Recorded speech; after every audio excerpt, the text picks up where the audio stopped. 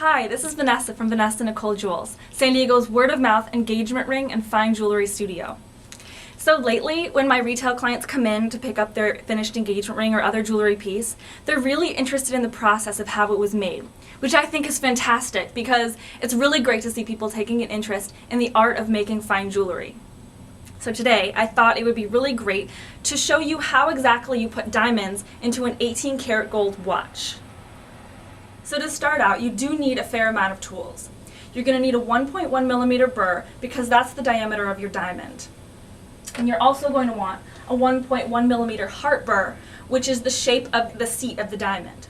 You're going to need your gravers, and I have a selection of a lot of gravers here. They all have different thicknesses, so you can control the line. Some give you a really fine, precise line, and others give you more of a scooped out look. So they all perform different functions, but they're very important.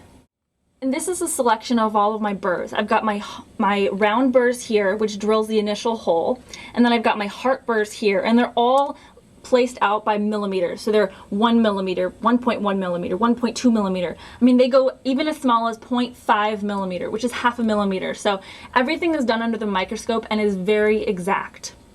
And then behind this, I've got all of my beading tools. The beading tools are fantastic and really imperative because this is what you do to shape the prong into a nice little ball on the corners of each stone. And this is my micromotor. This is what produces all of the holes. So it's connected to this handpiece right here. So before I set any piece, I put it into this gray gooey substance, and it hardens once it dries after being put in heat. And so my piece is now firmly secure, so it's not going to go anywhere. But I do have flexibility of moving it like this on my GRS system, which is such a fantastic jeweler's tool. And I'm using it under my microscope here, so everything is going to be done with great precision. So for step one, I'm going to drill all of my round holes. And this does take accurate precision. A lot of people either mark it with a scribe or a permanent marker, and that way all of their lines are really even and precise.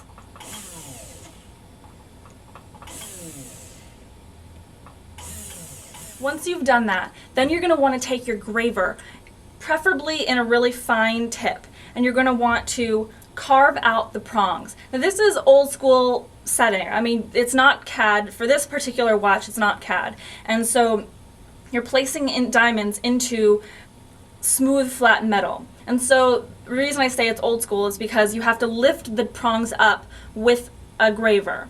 And then you're going to use your beading tool to round off those prongs and make them really nice and smooth.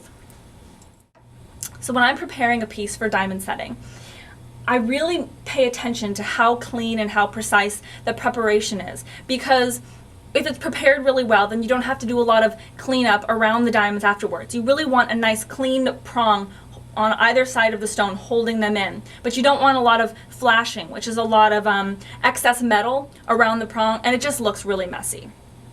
So I probably will spend about 2.5 hours simply preparing this watch.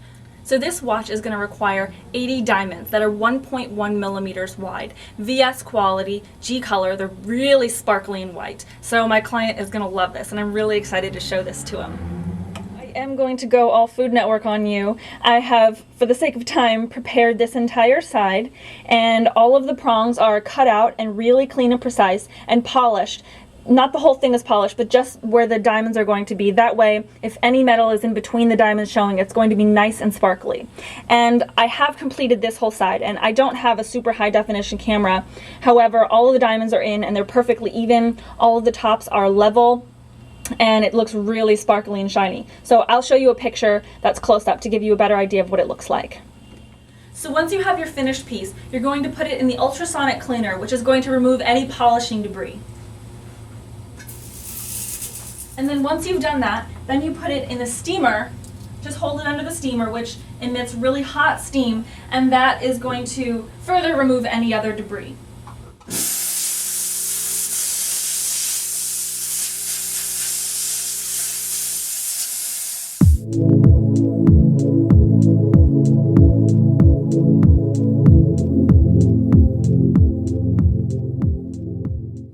thanks for watching this video. This is Vanessa Nicole from Vanessa Nicole Jewel Studio in San Diego, California, and I really look forward to making your jewelry someday.